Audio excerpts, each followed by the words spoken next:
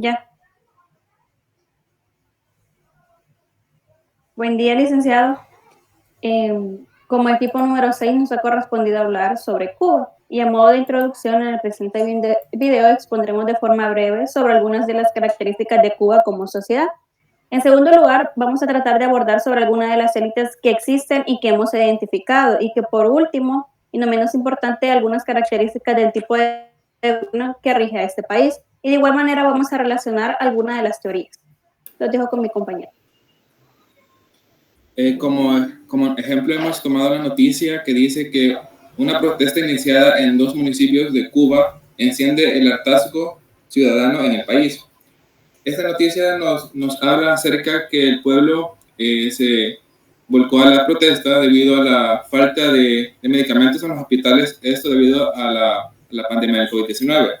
Siguiendo con la temática, vamos a hablar sobre las características de la sociedad. Como principal vamos a empezar sobre la elección racional, que dice que su principal virtud es la de construir modelos con un fuerte poder explicativo. Y como su inconveniente principal es la de consideración de aspectos no racionales en la toma de decisiones. Estas pueden ser políticas y de la influencia de las asociaciones informales y los sentimientos en la misma. En este mismo sentido, podemos decir que el pueblo cubano es reprimido en ocasiones cuando éste alza su voz y protesta en contra de las injusticias del gobierno, ya que no están a favor de las medidas que se toman. Como un ejemplo tenemos en el ramo de la salud. Y en este mismo sentido podemos encontrar otra característica que es la poca libertad económica, eso comparado con otros países. Y todo esto derivado de la forma para la elección de sus representantes o autoridades. Continuando con las características de la sociedad de Cuba, tenemos que es un gobierno socialista de origen militar y revolucionario que basó su legitimidad durante décadas en un liderazgo carismático e ideológico. Desde esa legitimidad, un aspecto esencial es que es el consentimiento y las manifestaciones de protesta e insurgencia. Con respecto a los líderes autocráticos que tienden a usar más la fuerza y represión violenta para contrarrestar estas amenazas a su gobierno. Una de las premisas de la teoría de la elección racional es que el individuo está sobre sus intereses y desde aquí podemos partir con Fidel Castro, que era un líder carismático con el capital simbólico de liderar la revolución. Y asimismo su hermano y sucesor Raúl Castro, que aunque era menos mediático, también formaba parte de la revolución. Sin embargo, ahora con el presidente actual Díaz-Canel, que no presenta este capital simbólico y le ha tocado lidiar con la época de la crisis económica y sumándole a esto la crisis sanitaria del COVID-19, desde aquí se puede ver también cómo es un modelo importante para la toma de decisiones, puesto que Cuba ha perdido también, se ha debilitado en lo internacional, en el modelo socialista, que se está rompiendo esa legitimidad, ¿verdad? Y sumándose a lo que ya mencionábamos, la crisis económica y sanitaria, y también las décadas de un liderazgo carismático, ideológico, y la falta de libertades y la sucesión de autoridades.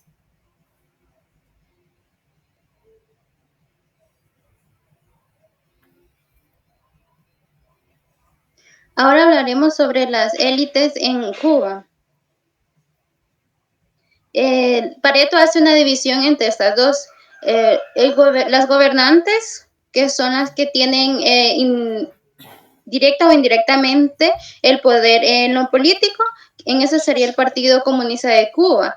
Y las dominantes, que tenemos la dinastía Castro, que esta fue fundada por el expresidente Fidel Castro, y en segundo lugar tenemos la GAESAL, que es un monopolio empresarial en Cuba que tiene un mayor impacto en la sociedad.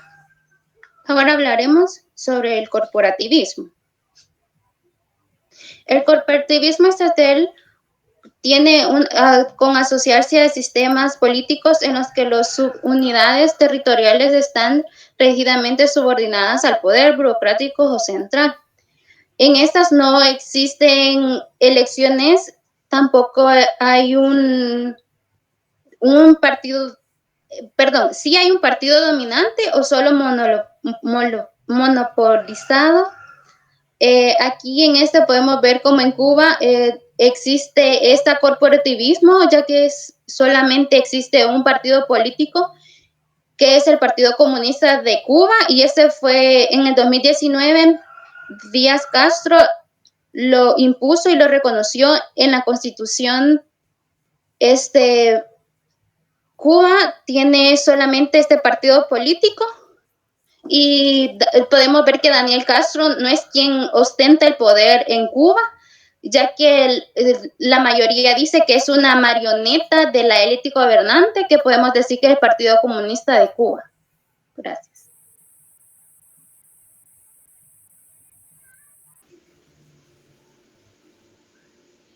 Bien, en cuanto al tipo de gobierno y estructura, debemos destacar que el gobierno se compone de 3 órganos fundamentales. El primero es la Asamblea Nacional del Poder Popular, que forma el órgano de poder supremo, abarcando los poderes constituyente y legislativo, y la capacidad de elegir los componentes de órganos ejecutivos, judiciales y otros complementarios.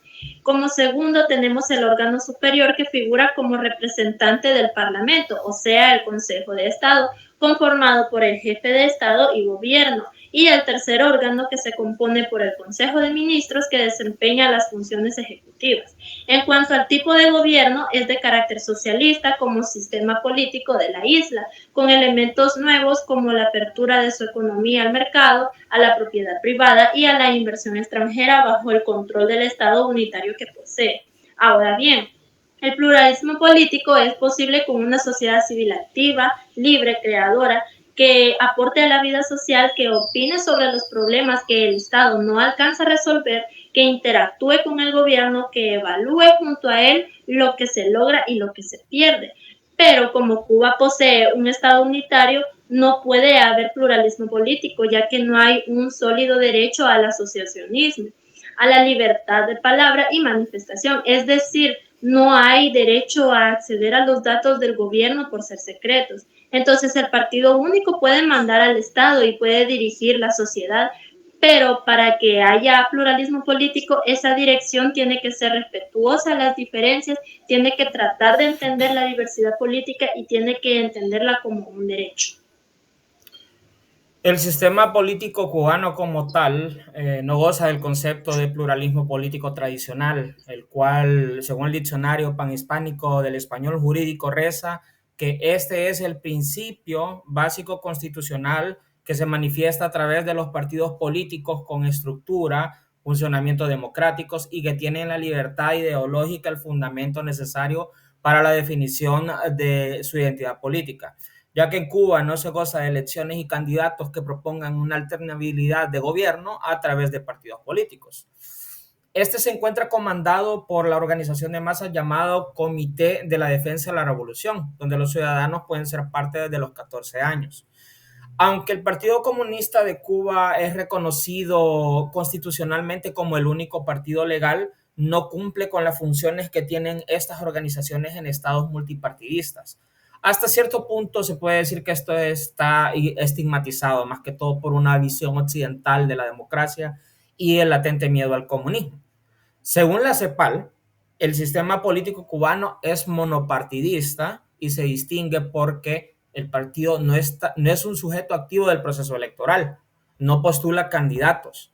Las organizaciones que integran la comisión de candidatura se conforman en sujetos electorales, de tal manera permitir la participación activa de todos los sectores populares, aunando la pluralidad de intereses y fortaleciendo el papel de la sociedad civil en la reproducción del consenso, y por ello son las llamadas por ley a proponer precandidatos en ausencia de partidos electorales.